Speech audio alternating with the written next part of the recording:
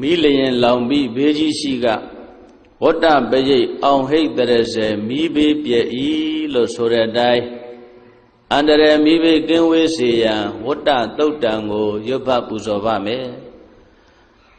ဝရိတံဘောရိတံပါရိနိဗ္ဗတံဝတ္တဇာတိယံ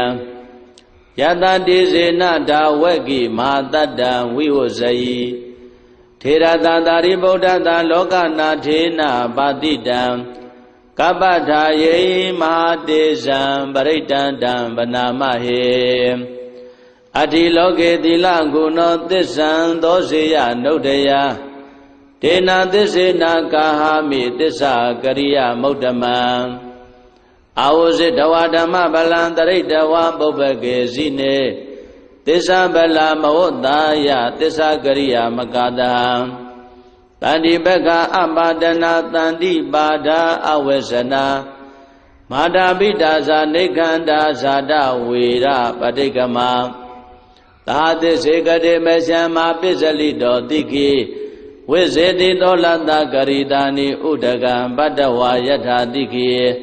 သစ္စေနာမေတမောနတ္တိဧတမေသစ္စာပါရမီ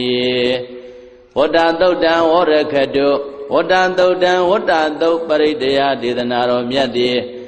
ဟောတုံမကံပရိတ္တယစိတ်ဓာကြည်ပြိုနာယူကြညာတဲ့မျိုးကောင်းသားမျိုးကောင်းသမီးတို့အားရခတု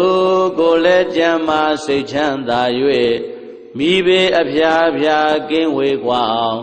ကောင်းစွာမသွေးဆောက်ရှောက်တော်မူပါစေတည်း